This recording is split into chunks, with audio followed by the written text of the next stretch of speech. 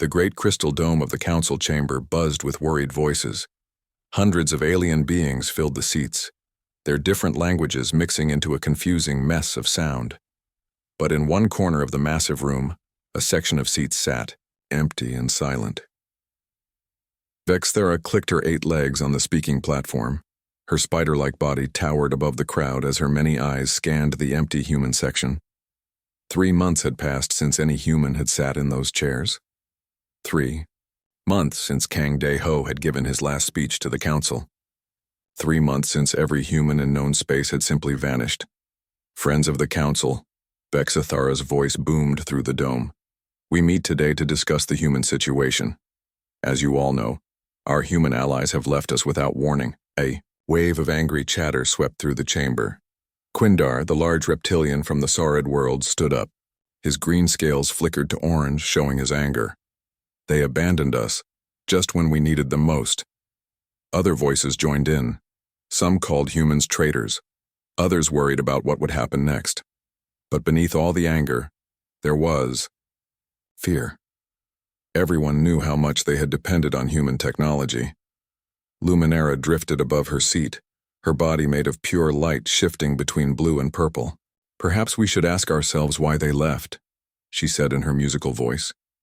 Humans do not act without reason. The chamber fell quiet. Nobody wanted to answer that question. Vexthera pulled up a holographic display. It showed star maps, trade routes, and defense systems. Red warning lights blinked across most of the display. The facts are simple, she said. Humans built or designed 73% of our defense systems. They created the jump gates we use for travel. They made the quantum communication network that connects our worlds. She paused, letting the information sink in. Without them, these systems are failing.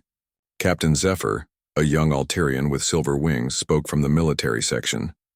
Our patrol ships can barely navigate hyperspace anymore. 3 vessels went missing last week. We found one of them yesterday, drifting empty in space. The crew died when life support failed. More worried voices filled the chamber. Reports came in from different sectors. The bioatmosphere machines on the colony worlds were acting strange. The defense barriers around the outer rim were showing errors. Trade ships were getting lost between star systems. What about their homeworlds? Asked Sylviana, the elegant Selenite representative. Her pale skin seemed to glow as she spoke. Surely they left some clues about where they went. Vexthera's mandibles clicked together, a sign of stress. That is the most puzzling part. We have searched every human colony, every space station, every outpost. They are all empty, but nothing is damaged. No signs of violence, no missing supplies. It is as if they simply decided to leave and took nothing with them. She brought up another display, this one showing the human ambassador's quarters. We searched Kang Dae-ho's personal rooms again yesterday. Our investigators found his final recording. The chamber darkened as a hologram appeared. It showed Kang Dae-ho sitting at his desk, looking tired and sad. His dark eyes stared into the camera as he spoke. Personal log, Ambassador Kang Dae-ho. Final entry. Tomorrow marks my 10th year serving on the Galactic Council. 10 years of trying to build bridges between our species. 10 years of sharing our knowledge and technology. He paused and rubbed his forehead. But I see now that we were never truly partners. We were tools.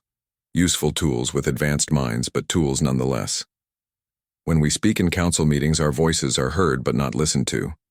When we propose ideas, they are taken and used. But we receive no credit. The recording flickered as Kang Dae-ho leaned forward. Park Ji-min came to see me today. She showed me the secret reports. Did you know that 47 council species have voted to limit human influence in galactic affairs? They fear us, but they need our technology. They want the gifts we bring, but not the people who bring them. His voice grew sadder. We have given everything to this council. Our knowledge, our technology, our lives. Human engineers die maintaining systems that protect worlds that do not even acknowledge our sacrifice. Human scientists work day and night to solve problems for species that see us as servants. The hologram of Kang Dae-ho stood up and walked to his window, looking out at the stars. Perhaps it is time to show them what happens when the tools choose to leave the workshop. Perhaps then they will understand our true value. The recording ended, leaving the chamber in shocked silence. Torgan, the brutish Krogan representative, slammed his fist on his chair. So they left because their feelings were hurt? Weak humans cannot handle a little criticism? But his words rang hollow. Everyone in the chamber knew the truth now. They had treated humans as second-class citizens while depending on their advanced technology. Quindar's scales had turned deep purple, the sordid color of shame. We voted to restrict their council voting rights just last year, he admitted, quietly. We said they had too much influence for one species. And now we see what happens without that influence, Luminara said, her light form pulsing with worry. Our outer rim defenses are failing. Do you know what that means? A chill ran through the chamber. Everyone knew about the Devourers, the machine intelligences that lived beyond the rim, consuming entire star systems. For centuries, human-built barriers had kept them at bay. Vexithara's legs trembled as she called up the final display. It showed the outer rim of council space. Warning signals blinked like angry red eyes. Long-range sensors detected movement in Devourer space 3 days ago. Their fleets are active again. How long do the barriers have? Captain Zephyr asked, though he already feared the answer. Our best engineers estimate 6 months, Vexithara replied. Maybe less. The chamber erupted in panic. Representatives from outer rim worlds demanded immediate evacuation. Military officers called for emergency defensive measures. But through it all, one fact remained clear. Without the humans, they were defenseless. As the chaos continued, Luminara drifted higher, above the crowd. Her light form pulsed with a sad realization. We drove them away, she whispered, though her words carried through the chamber. In our fear and pride, we drove away the only ones who could save us. The empty human section seemed to grow larger, casting a shadow over the entire council. In those vacant chairs lay the future of galactic civilization. And that future looked very dark indeed. 6 months had passed since the humans vanished, and the first real disaster struck without warning. Kim Nara had been the best atmospheric engineer in the galaxy. Her bioprocessors could turn dead worlds into garden planets in just a few years. 12 different star systems used her machines to create breathable air and fertile soil for their colonies. Now those same machines were killing everything they had created. Captain Zephyr stood on the bridge of his ship, watching the data streams from Kepler 442b. The numbers made no sense. The atmospheric processors that had been running perfectly for 8 years were now pumping poison into the air. How many colonists? He asked his communication officer. 12 million Alterians, sir. The evacuation ships can only carry 2 million at a time. Zephyr's silver wings drooped. Even if everything went perfectly, they would need 6 trips to save everyone. But the atmospheric readings showed they had maybe 3 weeks before the air became deadly. Sir, another officer called out.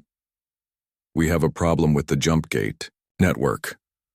Zephyr turned to see the navigation display. Red error messages flashed across the screen. 3 evacuation ships had tried to jump to nearby systems. 2 had arrived safely but hours late. The 3rd ship was simply gone. The algorithms are breaking down, the officer explained.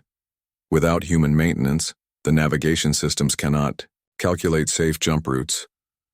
On the planet below, millions of Alterians looked up at the sky with growing fear. Their silver wings, so beautiful in normal light, now seemed fragile against the darkening atmosphere. Parents held their children close as emergency sirens wailed across the colony cities. Back on Nexus Prime, the council met in emergency session again. This time, the chamber was only half full. Many representatives had returned to their home worlds to deal with local crises. Quindar stood at the center of the chamber, his scales locked in deep purple shame. I must tell you all the truth, he said, his voice heavy with regret. For the past 50 years, we have been lying to ourselves. He activated a holographic display showing trade agreements, council voting records, and resource allocation charts. Look at these numbers. Human colonies received 30% less protection funding than other worlds. Human trade agreements were always written to favor non-human partners. In council votes, human proposals were rejected 68% of the time, even when they offered clear benefits. Sylviana's pale face grew even whiter. "I voted against the Human Education Initiative," she whispered. "I thought they were trying to spread their influence too quickly." "We all did," Torgan grumbled, though his usual aggressive tone was gone. "We feared they would take over if we gave them too much power." "But they never asked for power," Luminara said, her light form flickering with sadness. "They only offered to help." Vexithara pulled up more data. "Lee Sung-ho designed our quantum communication network. Before his system, it took months to send messages between distant star systems. His technology made instant communication possible across the entire galaxy." She changed the display, but when the council voted on communication policy, his input was ignored. "We treated him like a technician, not a scientist." "Where are his technical manuals?" Captain Zephyr asked. "Surely he left instructions for maintaining the system." "We looked," Vexithara replied. "All human technical data is written in code. Without the encryption keys, we cannot read any of it." The chamber fell silent as the implications hit them. The humans had not just left. They had made sure their technology could not be copied or maintained without them. "They planned this," Torgan said with grudging respect. "They knew we would try to steal their knowledge instead of asking them to stay." More bad news arrived hourly. On Rigel Prime, the water purification systems were failing. The machines that turned poisonous swamp water into clean drinking water had been designed by human engineer Choi Min-soo. Without his regular calibration updates, the filters were breaking down. In the Vega system, the solar collectors that powered 3 different worlds were overheating. Han So-young had created a complex network of energy distribution that kept the power flowing safely. Now that network was becoming unstable. "How did we become so dependent on them?" Sylviana asked during a private meeting of the Inner Council. "Because they made it look easy," Quindar replied. "They solved our problems so smoothly that we forgot these were actually very difficult problems." Captain Zephyr brought the worst news of all. "Long-range sensors show movement in the outer rim. The Devourer fleets are definitely active. They have consumed 3 dead star systems already." "Dead systems don't matter," Torgan said. "They can eat all the empty space they want." "You don't understand," Zephyr replied grimly. "They are testing the barriers. Our defense grid shows stress fractures along the entire outer rim." He brought up a tactical display. The outer rim looked like a cracked eggshell, with red warning zones spreading like a disease. "The barriers were designed by human physicists, working with our military engineers," Vexthera explained. "But the core control systems are pure human technology. We never learned how they actually work." "Can we contact the humans somehow?" Luminara asked. "Perhaps send a message through." "Space? To where?" Quindar spread his arms wide. "They didn't leave in ships. Every human vessel is still in its dock. They simply vanished from existence." As if summoned by their desperation, an alarm began blaring through the chamber. Emergency lights flashed red as a communication officer rushed in. "Council members, we have a situation in the Kepler system. The evacuation fleet—" He paused, struggling to find the right words. "Speak," Vexthara commanded. 3 ships jumped successfully, but they arrived in the wrong system. They are lost somewhere in the neutral zone and their life support is failing. 2 more ships attempted to jump but never emerged from hyperspace. And the last ship— The officer's voice broke. "The last ship materialized inside the Kepler 442 star. All 2 million passengers are dead." The chamber fell into stunned silence. These were not just equipment failures anymore. People were dying because human technology was breaking down without human expertise. "We did this," Sylviana said quietly. "We drove away the only people who could save us, and now we are paying the price." Torgan slammed his fist down. But this, time in frustration rather than anger. Stubborn human pride. Why couldn't they just tell us how their machines work? "Would you give advanced weapons to someone who had spent years trying to limit your power?" Luminara asked. Her light form pulsed with realization. They couldn't trust us with their knowledge because we had proven we couldn't be trusted. Outside, the chamber emergency reports continued streaming in. The bioatmospheric processor on Kepler 442b had completely failed. The remaining 8 million Alterians on the planet had maybe 1 week of breathable air left, but the evacuation fleet was scattered across space, lost in hyperspace, or simply destroyed by navigation failures. Quindar's scales had turned black, the sordid color of mourning. "We are watching the slow death of galactic civilization," he said, "and we brought it on ourselves." As the council members sat in their despair, none of them noticed the subtle energy readings deep in the station's core. Ancient systems, dormant for millennia, were beginning to stir. Something was awakening in response to the crisis. Something that had been waiting for this moment for a very long time. But that discovery would have to wait. Right now, 8 million Alterians were slowly suffocating on a poisoned world, and there was no one left who knew how to save them. 1 year had passed since the humans disappeared, and the galaxy was dying. Captain Zephyr stood in the ruins of what used to be the Rigel system, where 3 beautiful planets had once orbited a yellow star. Now only empty space remained. The Devourers had broken through the outer barriers and consumed everything in their path. "How many refugees made it out?" he asked his communications officer. 4 million from a population of 12 billion, came the quiet reply. The numbers were getting worse each week. The Devourer fleets moved like a slow plague across the outer rim worlds. The ancient barriers that had protected Council space for centuries were failing faster than anyone had predicted. Zephyr's ship received an urgent message from Nexus Prime. The Council was calling all military units back to the core systems. They were abandoning the outer rim entirely. When Zephyr arrived at the Council station, he found chaos. Refugee ships filled every docking bay. Families of different species huddled together in the corridors, their belongings stuffed into whatever containers they could find. The air recycling systems were working overtime to support 3 times the normal population. In the council chamber, desperation had replaced the usual diplomatic politeness. Torgan was shouting at Sylviana, while Quindar tried to calm them both down. Vexithara looked exhausted, her 8 legs trembling with stress. "We have to try something," Torgan was saying. "Break into their secret files, steal their technology, do whatever it takes." "We already tried that," Sylviana replied coldly. "Every human data core is encrypted. Every technical manual is coded. We cannot read any of it."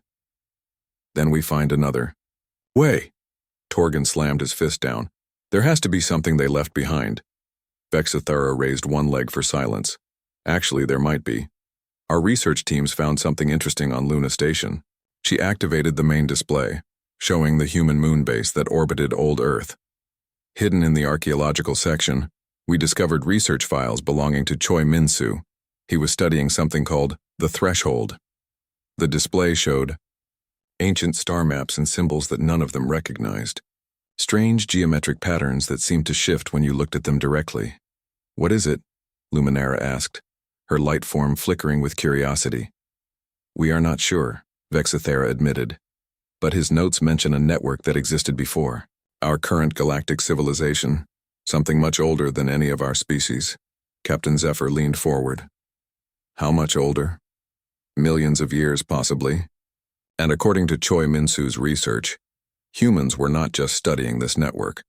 They were connected to it somehow." The revelation sent whispers through the chamber. If humans had access to ancient technology, it might explain their advanced capabilities. "There's more," Vexithera continued.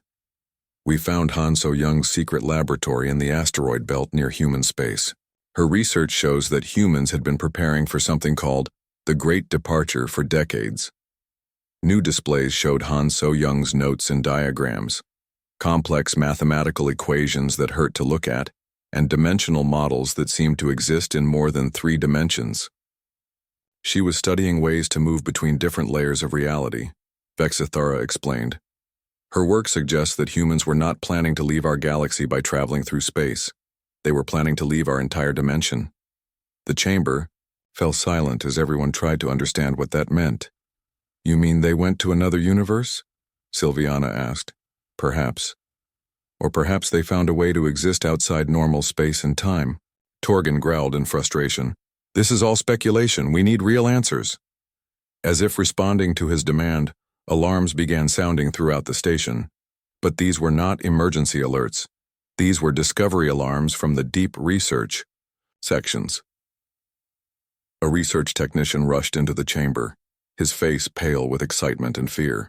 Council members, you need to come to the Galactic Core Research Lab immediately. We have awakened something. They followed the technician through the winding corridors of Nexus Prime, down to levels that most council members had never seen. Deep in the station's core, surrounded by layers of shielding and security barriers, was the most advanced research facility in known space. At the center of the lab was a massive crystalline structure that pulsed with internal light. Ancient symbols flowed across its surface like living text. We call it Nexus, the lead researcher explained. It has been dormant in the galactic core for millions of years. But when the human technology started failing, it began to wake up. What is it? Quindar asked, his scales shifting nervously. An artificial intelligence, possibly the oldest thinking machine in existence. As they watched, the crystal pulsed brighter, and a voice filled the chamber. It spoke in perfect galactic standard, but with an accent that sounded almost human. I greet the young races, the voice said. I am Nexus, guardian of the ancient ways. I have slept long, waiting for the children to grow. Vexithara stepped forward carefully. You know about humans? I know many things about the ones you call human. They are not from this galaxy, young spider child. They came here long ago, fleeing a great catastrophe in their home reality. The revelation hit the council like a physical blow. Humans were refugees, not natives. They were refugees, Luminara whispered.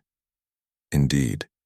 Their original universe was consumed by entropy accelerators, machines very much like your devourers but far more advanced. The humans escaped through dimensional gateways, seeking a reality where they could rebuild. Nexus projected holographic images showing vast fleets of human ships appearing in their galaxy, millions of years ago. But these humans looked different, more advanced, almost godlike in their capabilities. Over millions of years they guided the development of younger species. They planted seeds of technology and wisdom, helping civilizations grow and thrive. When a species was ready, they would reveal themselves as mentors and protectors. But we were not ready, Sylviana said with growing understanding. No, you feared them instead of trusting them. You saw their gifts as threats to your independence, so they chose to depart early, before the final test. What final test? Captain Zephyr asked. The crystal pulsed darker. The return of the entropy accelerators. The machines that destroyed the human home universe have found this reality. You call them devourers, but they are merely the advanced scouts. Terror filled the chamber. If the devourers were just scouts, what was the main force like? The humans knew this day would come, Nexus continued. They prepared an escape route to a new reality, a universe where the entropy accelerators cannot follow. But the gateway requires perfect unity among all species attempting the crossing. They offered to take us with them? Quindar's scales had turned white with shock. They tried to prepare you for transcendence. But you rejected their guidance out of pride and fear. So they departed alone, leaving the gateway partially open in case you changed your minds. Vexithara's legs clicked rapidly as she processed the information. The gateway is still accessible. Barely. It is closing as reality itself becomes unstable. You have perhaps 6 months before it seals forever. What would we have to do? Torgan asked, though his voice suggested he already feared the answer. Abandon. Physical existence entirely. Trust the humans completely. Accept that your old way of life must end for a new one to begin. The chamber erupted in arguments. Some species refused to consider giving up their physical forms. Others demanded proof that the humans were telling the truth through Nexus. But as they debated, emergency alerts began sounding again.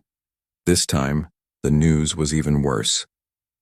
Council members, a military officer announced breathlessly. Long range, sensors have detected massive energy signatures beyond the outer rim. Something enormous is moving toward our galaxy. The main Devourer fleet? Captain Zephyr asked. No, sir. This is something much larger. Our computers estimate it would take 1,000 Devourer fleets to generate this much energy. Nexus's crystal, pulsed with what might have been sadness. The entropy accelerators have arrived. The final test has begun. Through the station's windows, they could see distant stars beginning to flicker and die as something vast and hungry approached their galaxy. The humans had been preparing for this moment for millions of years. Now the question was whether the council species had enough wisdom and courage to follow them into the unknown. Time was running out for everyone.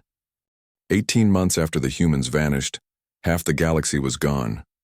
Captain Zephyr watched from his ship's bridge as the Centauri system died. The 3 stars that had shone for billions of years simply went out, consumed by machines so vast they could swallow suns whole. 12 colonies, 60 billion people, an entire civilization, all reduced to processed energy in less than a day. Sir, we're receiving evacuation requests from 400 different worlds, his communications officer reported. But we don't have enough ships.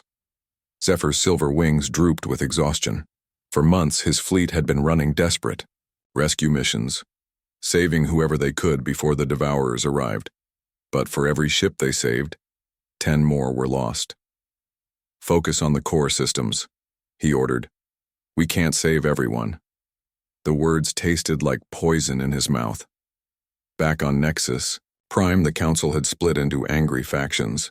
The main chamber was nearly empty as most representatives had fled to their home worlds. Those who remained spent their time arguing instead of finding solutions. We should surrender to the Devourers, Torgan said during the latest emergency session. At least they preserve life in some form. As digital slaves, Sylviana shot back. Is that really living? Better than extinction, Torgan replied grimly. Quindar's scales had turned gray with despair. Perhaps we should have listened to the humans when we had the chance. We still have a chance, Vexithara insisted. Nexus says the gateway is still partially open. But at what cost? Luminara's light form flickered weakly. We would have to give up everything. Our bodies, our worlds, our entire way of existence. The debate continued while more star systems died around them. None of them noticed the subtle energy readings in the quantum substrate deep beneath the station. Something was stirring in the spaces between dimensions. 3 levels below the main research lab, a team of desperate scientists had been working around the clock to contact the departed humans. Using Nexus's guidance, they had built a quantum communication device that could reach into the dimensional boundary between realities. Dr. Veltar, a selenite physicist, activated the device for the 100th time that week. Increasing quantum resonance to maximum levels, she announced to her team. The machine hummed with dangerous energy. Around them, reality seemed to shimmer and bend. Then suddenly, voices began speaking through the quantum static. Hello? Is someone there? The voice was faint but unmistakably human. Dr. Veltar nearly fainted with relief. This is Dr. Veltar of the Galactic Council research team. We are trying to contact the human collective. I am Yoon Jae Sung, the voice replied, growing slightly clearer. I was a council observer before the departure. We have been waiting for you to make contact. Waiting? You knew we would try to reach you? We hoped you would. Another voice joined in. This one was female. I am Bae Yoonji. We exist now as quantum consciousness in the space between dimensions. We can still help, but time is running out. Within hours, the council's surviving members gathered around the quantum communicator. The human voices came through like whispers from another world. You have to understand, Yoon Jae Sung explained. We never wanted to abandon you. We tried for decades to prepare you for what was coming. The entropy accelerators? Vexthara asked. Yes. They are not evil exactly. They are the universe's immune system, responding to a cosmic infection. Reality itself is collapsing, and they are trying to preserve what they can by converting matter. into processable information. Bai Yunji's voice carried deep sadness. We offered to take you with us to a stable reality, but transcendence requires complete trust and unity. You had to be willing to let go of physical existence and follow us into the unknown. Instead, you chose to see us as subordinates. Yoon Jae-sung added. You wanted our technology, but not our guidance. You preferred pride over survival. Torgen's usual anger had been replaced by shame. We were fools. No, Bae Yunji said gently. You were young species learning about cooperation, but you ran out of time to learn. Is it really too late? Sylviana asked desperately. The gateway is still partially open, Yoon Jae-sung replied, but it requires unanimous consent from all participating species. Everyone must choose transcendence willingly, or the process will fail. What about those who refuse? Quindar asked. They can choose the Devourer option, Bae Yunji explained. Digital preservation in the entropy accelerator databases. It is a form of survival, though limited. Or they can fight to the end, Yoon Jae-sung added. Some species preferred death with honor to transformation. As they spoke, alarms began blaring throughout the station. The entropy accelerators had reached the Middle Rim worlds. Systems that had existed for millions of years were being consumed in minutes. But then something unexpected happened. A new signal appeared on the long-range sensors. A single ship was approaching Nexus Prime, but it was not a council vessel. Unknown craft, identify yourself, Captain Zephyr demanded over the communication channels. The reply came in a mechanical voice that chilled everyone who heard it. I am Harbinger, speaking for the Entropy Accelerator Collective. I request permission to board your station. The council chamber erupted in panic. The enemy wanted to talk? Don't let it dock, Torgen shouted. It's a trap. But Nexus's ancient voice overrode their protests. Allow the meeting, the accelerators have something important to say. An hour later, the most surreal diplomatic meeting in galactic history took place in the council chamber. Harbinger appeared as a shifting mass of metal and energy, constantly rebuilding itself from constituent particles. I bring an offer, Harbinger announced. Your reality is ending. We can preserve your consciousness patterns in our vast databases. You will live forever as information constructs. What's the catch? Vexithara asked suspiciously. No catch. We have saved billions of civilizations this way. You will exist in virtual worlds indistinguishable from reality. Your cultures, your memories, your relationships, all preserved perfectly. But not our physical forms, Luminara observed. Physical existence is temporary. Information is eternal. Some council members seemed tempted by the offer. Digital immortality was better than extinction. But Harbinger had more to say. However, we have detected the dimensional gateway created by the humans. If you prefer, you may attempt to follow them to the parallel reality. We will not interfere. Why? Quindar asked. Why give us a choice? Harbinger's form shifted, almost as if it was considering the question. Because choice is the only thing that makes consciousness worth preserving. Even we understand that. The debate that followed was the most important in galactic history. Some species chose the Devourer option, accepting digital preservation. Others chose to fight to the bitter end, but enough, barely enough, agreed to try the human gateway. You understand what this means? Yoon Jae-sung's voice crackled through the quantum communicator. Complete trust. No turning back.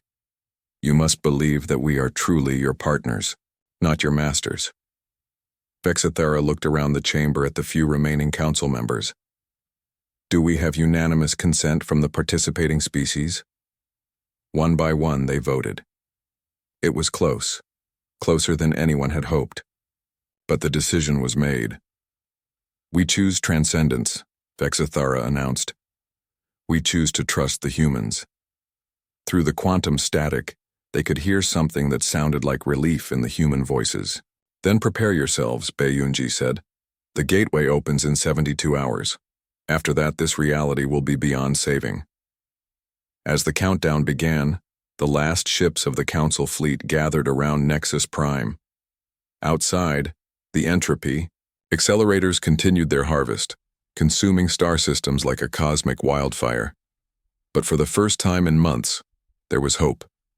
The humans had not abandoned them after all. They had been waiting, holding the door open for their former allies, to find the courage to walk through it.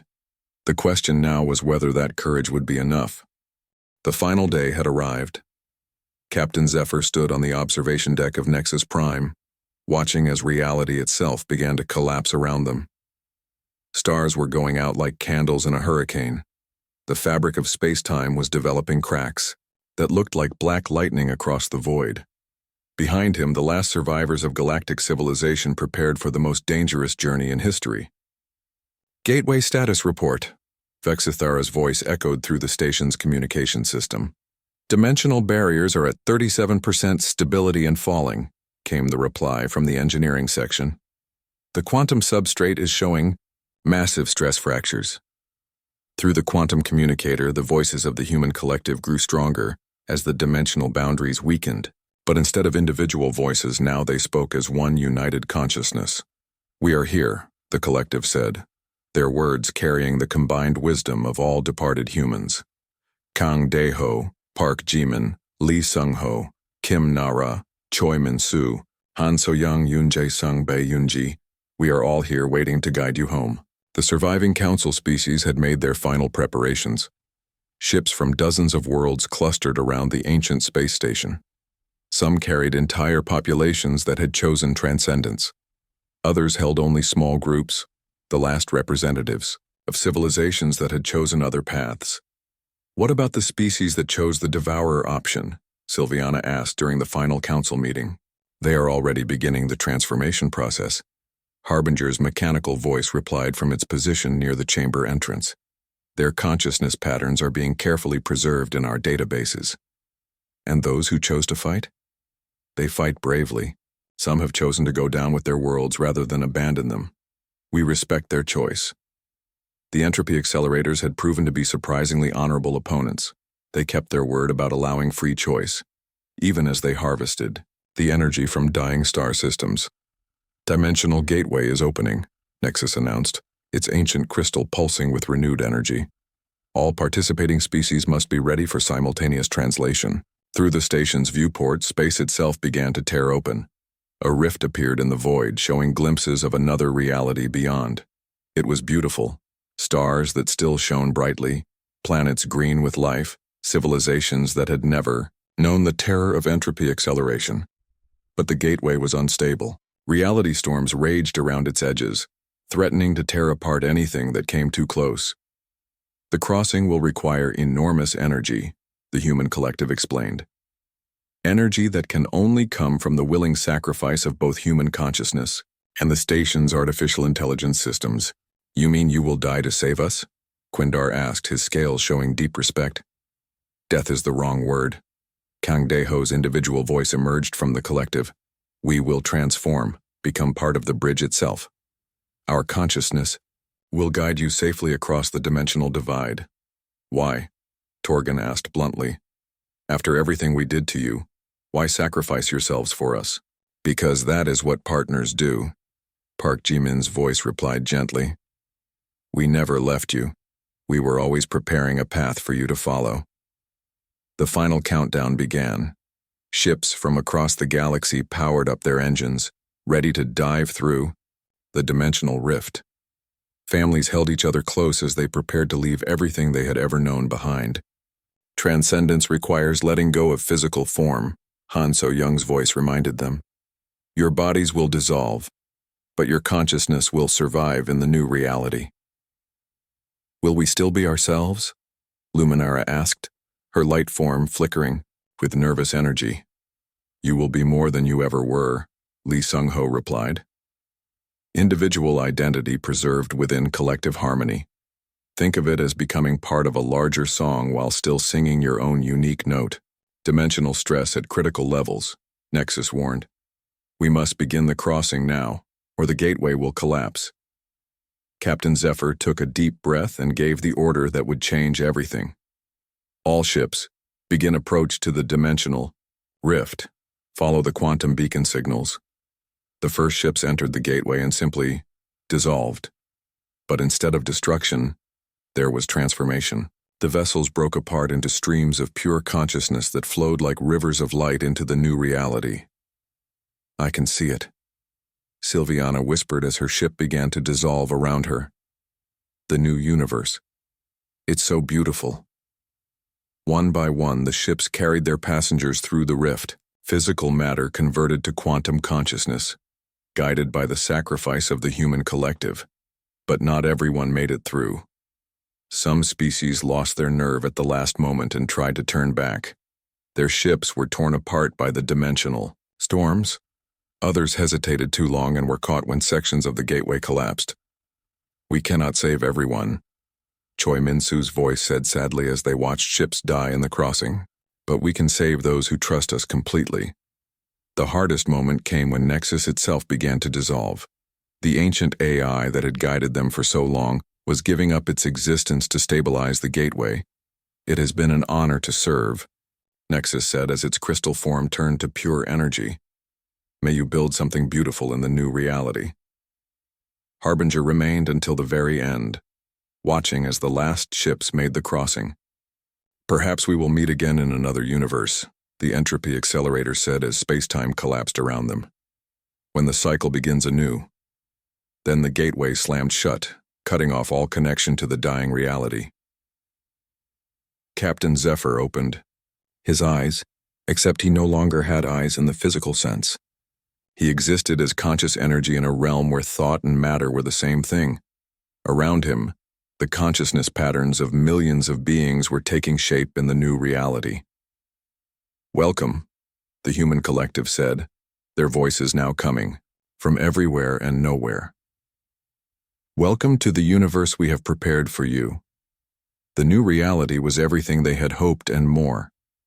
Here, different species worked together not out of necessity, but out of genuine partnership. The prejudices and fears of the old universe had no power in a realm where consciousness could directly touch consciousness. Vexthara found herself building new worlds alongside human engineers, their minds working in perfect harmony. Quindar discovered that his warrior spirit was welcome here, but directed toward creation rather than destruction.